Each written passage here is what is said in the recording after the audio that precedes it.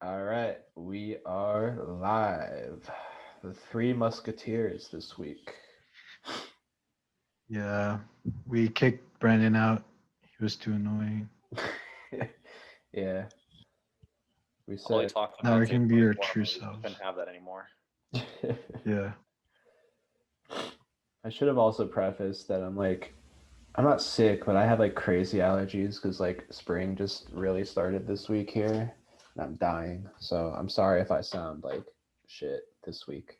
It might not be a pleasant sonic experience. And It's you know, the about sun's to gonna get be annoyed.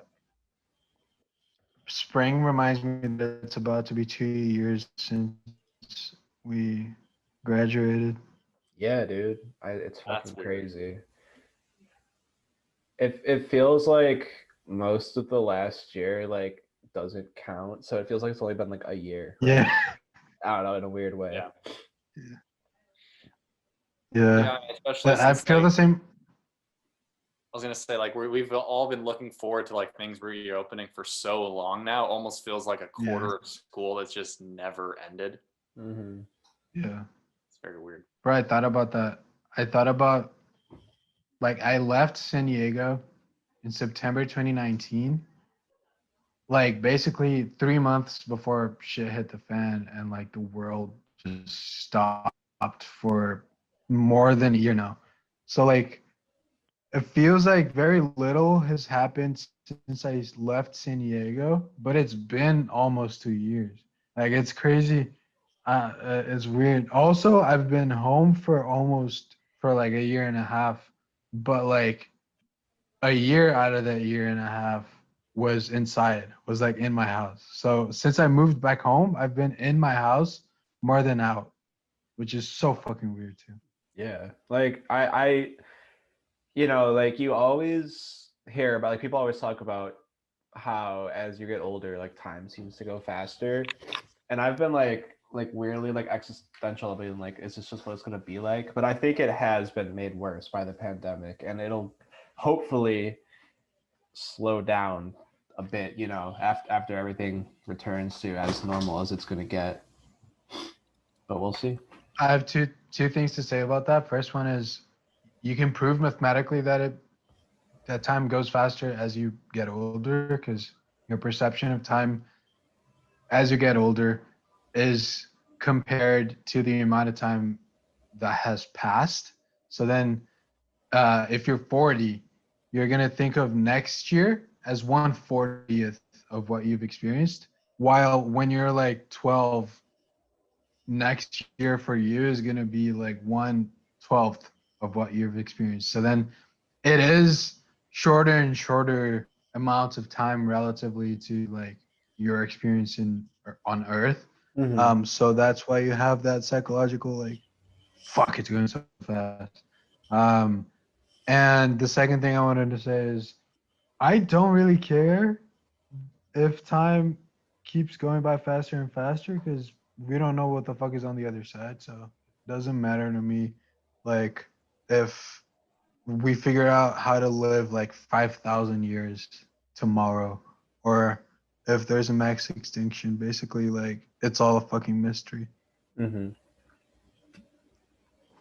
But that's my take. It's not a popular take. I don't know. Like, I don't know. I don't want to get too like existential, but yeah, I don't know. I don't want to say a lot more. I don't want to get crazy deep. This is what happens On when our- Brennan's not a part of the yeah, podcast. yeah. It just gets dark quick. I'm not Yeah, here to I'm just sorry. like interject random things and lighten the mood. Yeah, you do to a degree. I think I do kind of agree with the fact that you do have there is a lot that's out of our control, and I think as I've gotten older, I've gotten to realize that too. And you have there's a point where you do kind of embrace that a little bit, but you know maybe not to that intense degree. But who knows? Bro, or if when we start getting sponsorships, the brands have to be very nihilistic, because otherwise, like if it's a super like happy like brand that is trying to sell like fucking like chapstick or fucking like whatever, we're gonna be like, Yeah, life sucks. If you want some chapstick, we have a great new one. Bro, You we know, could it we It has could to be something like dark. we could be Maybe the there's a go-to market out there. podcast for funeral homes to advertise on. Oh, Oh shit. I was thinking too. You know, Yeah. maybe there's a market for an existential Yeah. chapstick brand. We could be tapping into something here. Could be disrupting the market, maybe. Existential. Shade, can you walk me through exactly what existential chapstick would involve? All right, that's the Yeah, I don't know. You could get like, life has no meaning. Your cracked lips have no meaning. Get this chapstick. I don't know. Like you could go different directions with it. Yeah. It'll take a little bit of brainstorming to really nail down the concept, but I think anything's marketable if you go hard enough. I feel like I was like channeling like whatever Trent says about Arby's occasionally. Wait, what? Have you ever heard Trent talk about like life doesn't matter, so go get Arby's or something? I feel like it rings a bell, but I can't remember it saying life doesn't matter. I mean, that's fair. Like Arby's is the lowest. Like you find yourself in an Arby's and you just question where it all went wrong. Yeah, like that or Carl's Jr. It's like, how did I get here? Yeah. What am I doing? Yeah. Well, I haven't had Arby's in like, oh God, I don't even know how long. But like I always like think about the fact that Arby's used to be like one of our go-to places on like family road trips. Wow. Or, like driving places. And I'm just like, were we white trash when I was younger? Although I've heard it's gotten worse over time, so maybe it was better 10, 15 years ago. So I'll give you the benefit of the doubt there.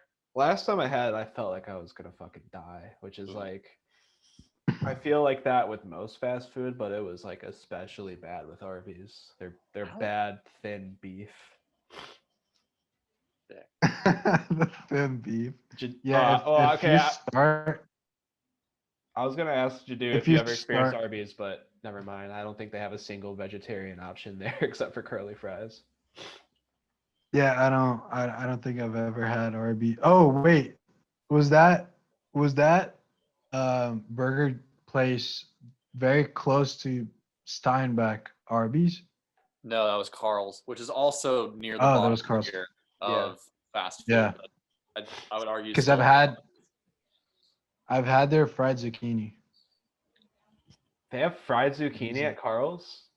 Dude, I got that from somewhere. I think it was from Carl's, and I don't know what was wrong with it, but it was one of the grossest things I've ever eaten in my life. And I like zucchini, so I don't even know how you messed that up, but it was awful. I can't possibly imagine the appeal of eating fried zucchini. Like I've had fried pickles, and that's Yeah, fucking yeah. fire. But like pickles are like that's like adding another dimension to it. But like fried zucchini. Basically just a fried vegetable, which you should be able to pull off, but there was something horribly wrong with it. I feel like the texture would be wrong with zucchini. I don't know. It was, yeah. I've had fried eggplant. It was probably a similar mushy experience. It wasn't mushy. It was like slimy. It was weird. That's a worse adjective. I want to say, I don't think there's any Arby's, at least near where I've lived. I don't think I've ever had it. And personally, from what I've heard, I don't think I'm missing anything. So, I mean, I'm not gonna lie. Like, I would fuck up a beef and cheddar and some curly fries right now, but it's not worth the intestinal distress that it causes. Like, gotcha. But it is like pretty good taste wise. I don't know, Okay. something about it. It's like Taco Bell, you know.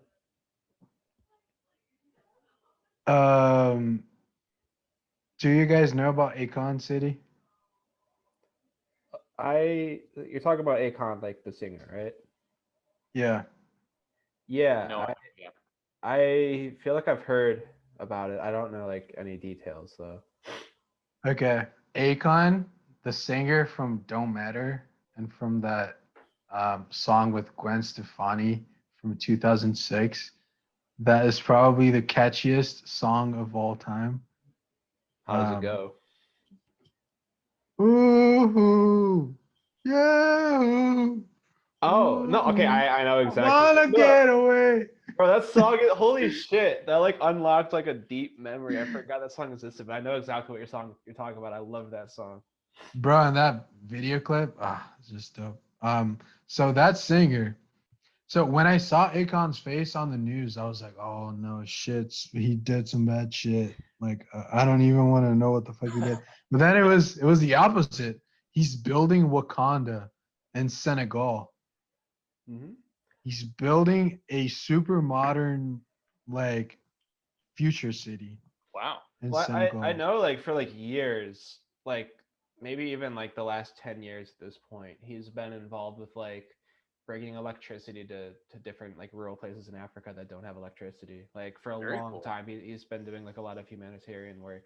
And so like that, That's dope. I don't think I've heard of that specifically. That's fucking crazy. But it also doesn't surprise Yeah. me. He's like a really good like philanthropic guy, especially in Africa. Bro, that's dope. Like, I don't even know. Do you think Akon's still a millionaire? Like, do you think he's like a person like Akon who had a few hits like 20 years ago? 100%. Do you think what like how's his bank account looking today? I feel like once you get into the public eye and you have like he was not even like like a one-hit wonder. Like he was famous for a while. It's like crazy famous, but like we all know who Akon is. He's Um, Mr. Lonely. yeah. I feel like, and especially like they make money from their songs being played, and like he probably gets like I don't know ad deals or I don't know what he's up to, but he's got to be like still rich. He sounds like the type of person that might be like, if he's like that entrepreneurial and that like involved with that sort of stuff, he might be making money from other things too, besides just music, like in investing or real estate. I mean, who knows what? But I'm sure if he's building a futuristic city somewhere, I'm sure he's getting his money somewhere. Yeah, once a person gets rich, like you reach a certain point of richness that any like musician in the public eye who becomes big, that kind of person reaches, like you're gonna have like a financial advisor and you're gonna have like deals and whatever coming in, and you're gonna be maybe not as rich as when you're like really popping off, but you're gonna be wealthy. That's not gonna go away. A more interesting person to think about is Designer, the guy who did Panda. Remember that song? Like, what do you think he's still like rich? Because he's like gone. He's disappeared. I really wonder. So. What's that guy up to? Yeah. So. Bro, he was supposed to take the world by storm, bro. Like when Life of Pablo came out, that song was fire. That song that Kanye West released the remix for his song before he released his song, which is crazy to me. But then it worked, I guess, because like everyone was so hyped for Designer for that specific period in time. And now I guess I think about that a lot. Like people like today I was thinking about Uma Thurman. What the fuck is Uma Thurman doing? Does she not act anymore? I mean, I haven't seen her in anything but those Tarantino movies. I don't think. Bro, what and the like Designer just put out a single. Oh, wait, he just put out a single 5 days ago. Yeah, and it's the first thing he's put out since 2018. So I guess he's still doing his thing. That's I mean, it's I hard. thought Lil Nas X was gonna be one of those like one-hit wonders. Oh, okay. I did want to talk about that this week because that's been like, well, I mean, just everything that's been going on lately with that, like it's been kind of crazy, and it's just very interesting to see, like, I don't know, like just like I'm trying to think. It's a big like fuck you to like Christians and like people who like tell him that he's like a sinner and whatever, and like I don't know, he's just it takes some balls, I think, to do what he did. It's pretty crazy. And I don't twerk know, on the devil. I don't know who like helps him with marketing or if he has a team for that, but whoever, or maybe it's completely him. I have no idea. He did mention his team at some point. I saw like a tweet, but yeah. He and his team have done such a crazy good job of building up the hype for that and like the notoriety. and taking full advantage of it. It's incredible, like what they were able to do. Because one, the song's good. Two, the video is incredible. It's hilarious. And it rubbed a lot of people the wrong way, which made it even more popular. And then the whole thing with like the shoes and like Nike saying like, hey, don't sell the shoes, which makes people want them more, which then makes people talk about the song more. Yeah. And it's just like every step of this has been so like calculated and has worked wonderfully. Dude, those shoes are so fucking sick too. Cool. They Let me check it retailed out. for 1,000, which is fucking Yeah. insane. Like, that's got to be one of the highest retailing sneakers like ever. Yeah, what the fuck? Yeah. No shoes retail for 1,000. Not Right. even Like there's plenty of shoes that resell for like that Actually, much, yeah. sure. Yeah. But retailing, it's because like I was reading an article about them. Like it was like a collab with some it was like an art collective, like you know, and they like designed these custom. Oh. Have you not seen them until now, Gedu? They're so cool. They're No, I fucking mean, awesome. Dude. I saw, I kind of like glanced at it before, but now I see the satanic, like the pentagram on the front. And That's the fucking best sick. part is the fucking whatever they call it, the Air Max like air cushion thing is filled with I think red dye that contains a drop. Each one contains 1 drop of human blood. Yeah. How's that legal? The people who made it like donated blood, like they just like Yeah. prick themselves and put a drop of blood in each one, like the artists. Like it's really cool. It's like an art piece in and of itself, and it's also a sick shoe Yeah. and like a great marketing device. Like it's I don't know, it's so cool. And like Nike And blocked if you the sale puncture, of them and because if you they're Nike puncture the shoes. soles, oh sorry, go ahead, Jane. You're good. I was gonna say Nike blocked the sale of them because they have like the Nike swoosh on them, like literally like as a Nike shoe. But what's funny is that they already sold them. They're gone. Like they were shipped and sold and everything before they even told them you can't do that anymore. So like it doesn't matter. The job's done. They got what they wanted out of it. It's really genius. Mm-hmm. Okay, 2 things. First one is if you puncture the sole, what's the likelihood of you contracting HIV/AIDS? Second question. It would have to is, require one of the people who made it to have HIV, which is already really rare these days. Like it's like almost non-existent in the U.S. at least, as far as I know. And also, it's 1 drop of blood in that whole thing, so very low. I would have to then end up in your But body. but it is the highest likelihood of contracting HIV from a sole puncture of any shoe ever made before That's this one. fair. No, it's statistically that makes That sense. is really interesting to think about though. Like obviously like Nike themselves couldn't sell this. Like it's because it's like an art piece that like they're selling, you know. I don't think in any way that would be like whatever FDA approved or whatever organization would like be involved in that. Obviously like it's like a biohazard. So I don't know, like it's a weird technicality that like it doesn't apply because it's like these artists made it. It's like a custom piece that people decided to buy, like knowing what they were buying. I don't know.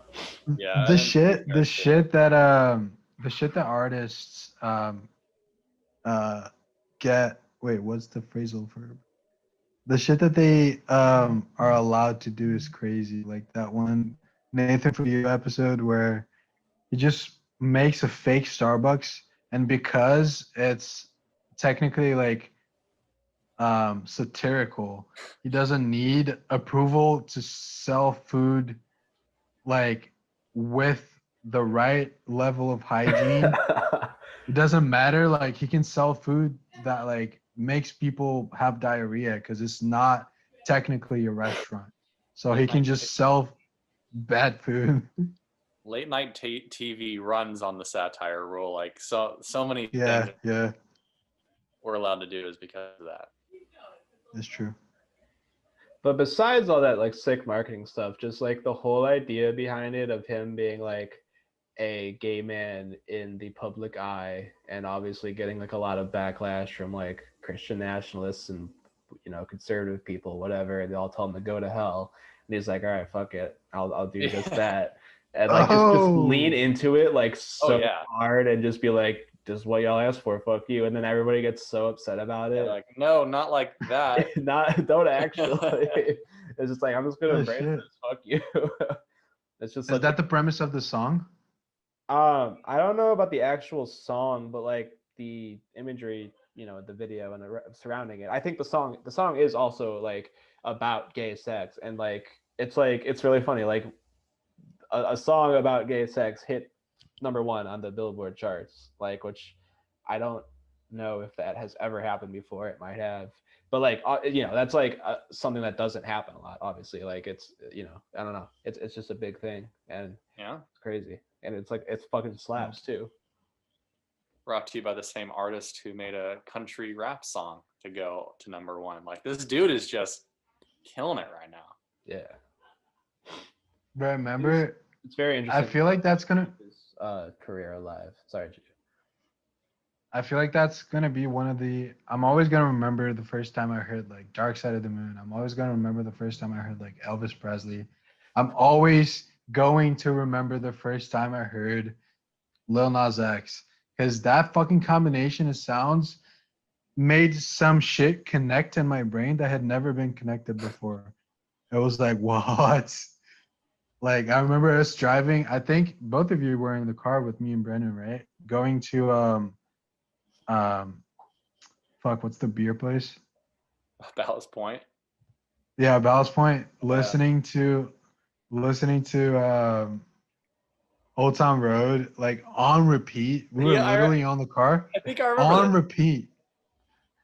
Yeah, like we weren't listening to any other songs. We listened to Old Town Road on repeat to Ballast Point, because it was just, man, it was just weird, crazy. Banger. One of those songs that was like, yeah, like I dig it, and now I can never listen to it again because it's just like so overplayed. Like I'm like, oh no, I don't want to listen to this. It's like Despacito, bro. Yeah, it's the meme song.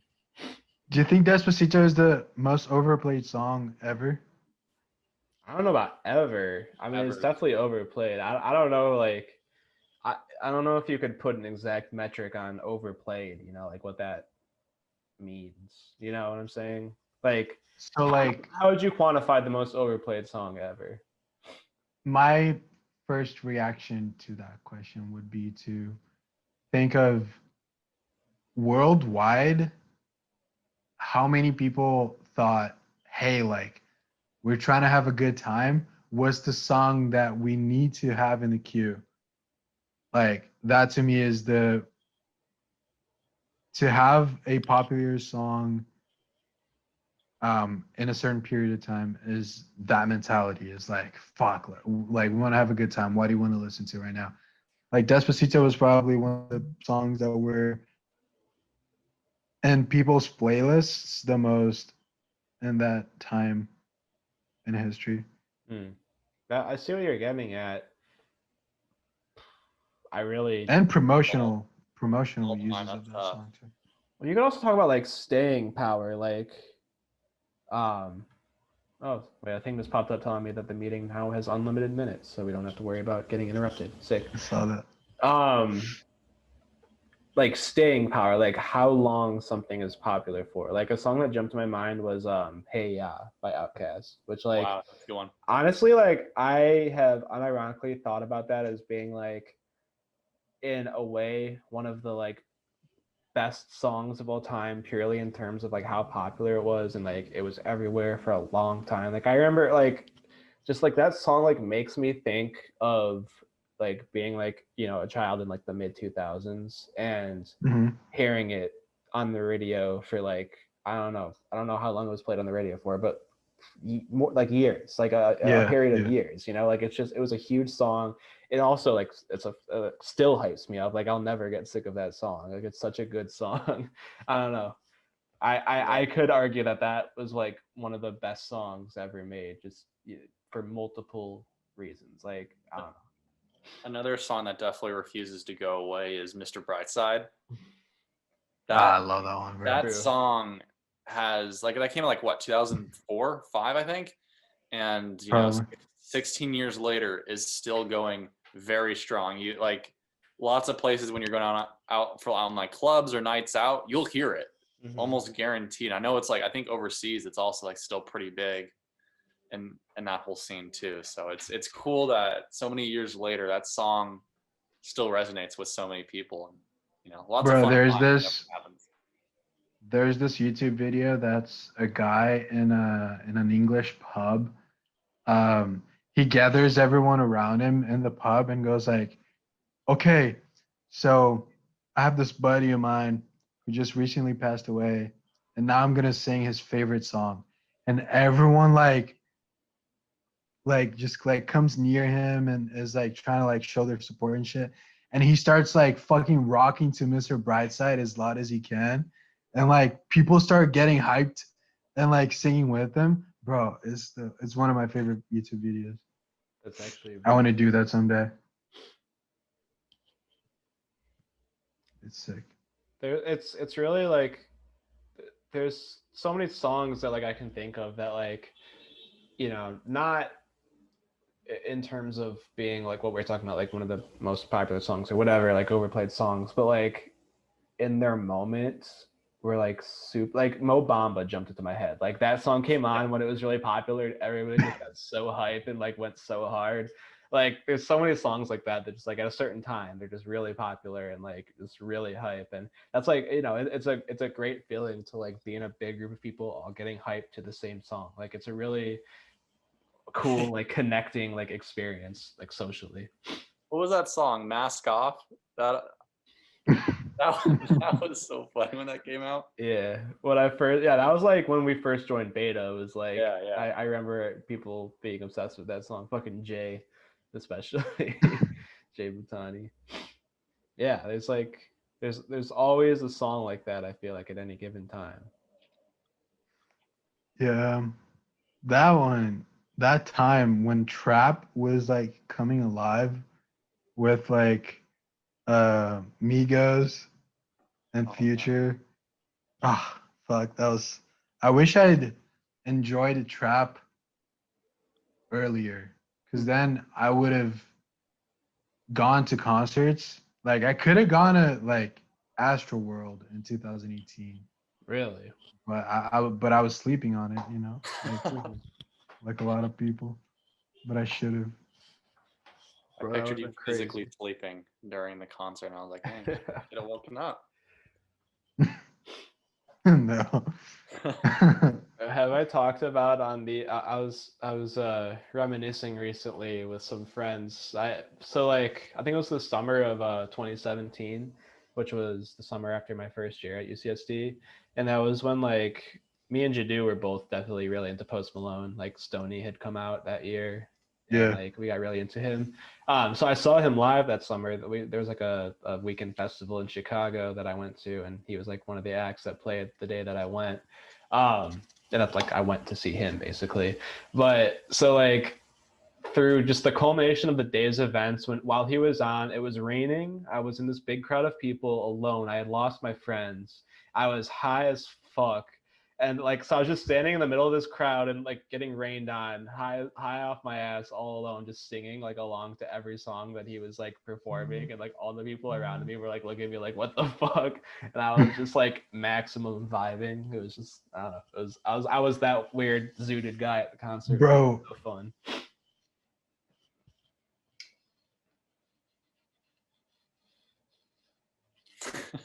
it's one of the most magical. My screen froze, and then Ben was scratching his back with the fucking wood. It was pen. a weird pause. I was. It's one of the most valuable like human experiences to sing along to a song in a concert. Oh man. It's like magical. You feel like you're living 2 times as much as you were before that concert when you're singing the exact words that the guy in front of you is singing with a group of people behind you. Mm-hmm. I miss that feeling now. Yeah. Shit. It's a good feeling too. You know, it's a good concert when you're leaving the concert, you can't speak anymore, and you're like, oh man, I was screaming to every single song. Yeah. And that's almost a sign of pride, where it's like, yeah, I really gave my all during that. I really helped the band, you know? Yeah. That I saw the Offspring at some point. Dude, what that, year? It was like 2015, I think. I think I saw them on that same tour. Really? Or maybe a little earlier. I think I saw them around closer to like 2013, 14. Okay. Yeah. Like, I mean, they were part of like another festival, like a day-long festival that was like a local thing, and yeah, like they played all of their hits, and I was just singing along to like all of their songs, and it was just like divine. It was just so sick. And then Cage the Elephant played right after them. Did they play Americana at that show? I don't know that song actually. Oh, it's a good one. It starts with like a really cool guitar solo and drums going. That one was cool. That was like the song at part of the concert where like one mosh pit was going on for a while, but then when that song played, 3 mosh pits and they're going like extra hard. And the dude spilled his beer on me, so I was like covered in beer, and I'm like 12, so it doesn't do me any good. And then what a show! But what a show, man. Wait, 12 favorites, not 12, 15. I don't know. I forgot what year it was. Well, okay, fair enough. Yeah, when I saw him, it was like after my freshman year of college, so I think I was like 19. But I don't know. Okay, I froze. What band are you talking about? The Offspring. Offspring. Oh my God, you both see Offspring? Dude, they're so good. Fuck. Hey, they're coming out with new music right now, so they might be touring soon in the future. Okay. Damn, bro. Like singing to like Half Truism or like The Kids Are All Right in a concert would be fucking one of my life highlights. The one like the highlight song that definitely sticks out to me was Gone Away, because like I think that's like my favorite song. Why I fucking love that song. And like I was like fucking like ascending to another plane while they were playing that, and I was like singing to it. It was like that song's such a good like arena like fucking anthem or whatever. I don't know. What's you guys' favorite concert that you've been to? Oh, that's such a tough one. Yeah. Am I allowed to make like throw out multiple answers? Oh yeah. It's hard to narrow down one. Definitely. Foo Fighters, really good. I saw them in Mountain View. They were just incredibly good. That was the tour where Dave Grohl had broken his leg, so they had the drums out of guitars that he was playing on. He was playing this the whole time.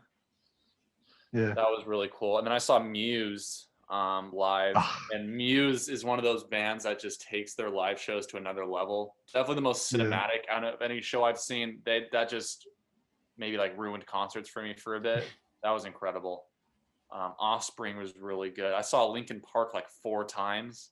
So what the fuck? Wait, that's sick. I was a huge fan. I saw them on every tour since the Minutes to Midnight one. Wow. So, which was probably a fucking awesome show. It was. Well, Minutes to Midnight is like, I mean, from start to finish, it's all fucking hits. Yeah, and what was cool about that show too was it was like a mini festival. It was like a 1-day thing. There was like 5 bands played. Placebo was one of them too, if you've heard of them. And their opener, technically, their co-headliner was My Chemical Romance. That was the Black Parade tour. So that was when they were doing those whole outfits and going super hard. And right as we're in the back, we're like in the grassy area, really high up. They're cheap seats. And then you'd have to pay for the ones up close. And this guy walks up to me and my dad, and we're just, having a good time. And he says, "Hey, I'm actually about to leave. You guys want my seats? We're right up front." And then me and my dad were like, "Nah, this is sketch. He's not actually going to give us these tickets." And then he did. So then like we got to go down to like near the front of the show where I got to see My Chemical Romance and Linkin Park like close up. That's sick. And it was 2006, so I was like, I was really young, and that just like set the bar high for concerts in the future. And then 10 years later, you figured out that guy was Chester Bennington. I wish, man. Damn, bro. I wish I'd seen Linkin Park. They came here when I was like in high school, but I didn't go. But I did see Muse, but Matt Bellamy had a sore throat when he was here. So he didn't do like the songs where he screams the most. Mm-hmm. It was like mostly like chiller songs to sing, which was kind of a bummer. But Ben, you go. I weirdly enough, I haven't been to a crazy amount of concerts like in general. But I would have to say like probably we saw Jay-Z and Beyonce live like on one of their tours like a couple years ago Yeah. at Soldier Field, and that was pretty fucking hype. They brought out like Chance, they brought out DJ Khaled, which I was just like, get the fuck out of here.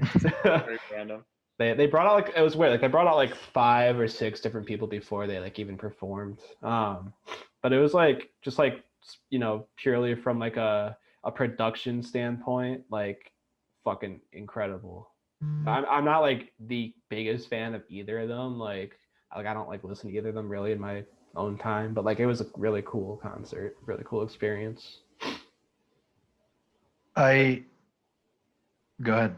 I was gonna say there's it's very cool when there's certain bands, even if you're not the biggest fan of them, there's some bands who just on such a different level live where it's like you have to really like respect that, and like Mhm. finding those like kind of hidden gems are hard because there's some bands I really like who are just okay live, and I'll pay the same, but it's not the same. Mm-hmm.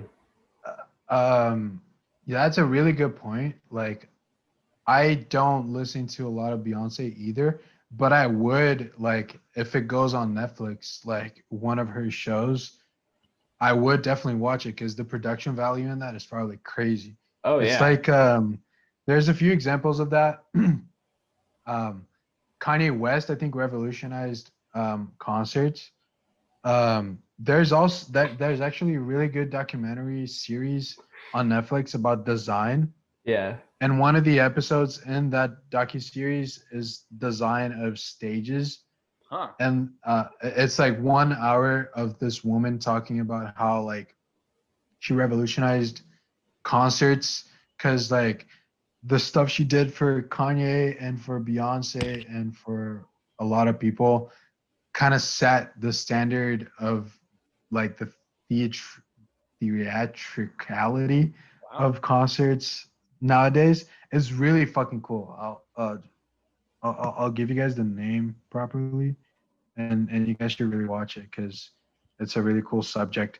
But yeah, like when U2 did that 360 tour Bro, my where like parents saw that. yeah, the stage turned so everyone had the same amount of vision of them. It was fucking great concept too. Yeah. Gedu, was the It's show one of called those. Abstract, the art of design? Yeah, and look for the episode about concert design This looks or Bro, stage design. looks my cool. my parents saw them do that tour in Chicago, and you want to know who opened for them?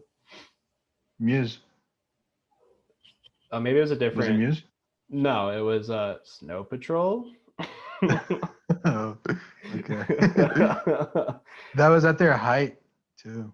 Yeah. It What was was- I gonna say? So you mentioning Kanye's live performances made me think of that really funny like video. Have you seen this where he did some tour, or I don't know if it was like one show where he was basically on this like platform above the audience that like moved, and like a few minutes in the concert he like ranted, he like went on like this rant and then got mad and said like just canceled the show, and then like but he was like on this platform in the middle of like over the audience, and I had to like wait for him to like the platform to slowly move while he was just standing on it. Everyone's like booing, like pissed off at him, and it's just slowly moving so he can like get back and like get off the stage. And it was just so good. It is That's Has so done that awkward. sort of thing so many times at different shows.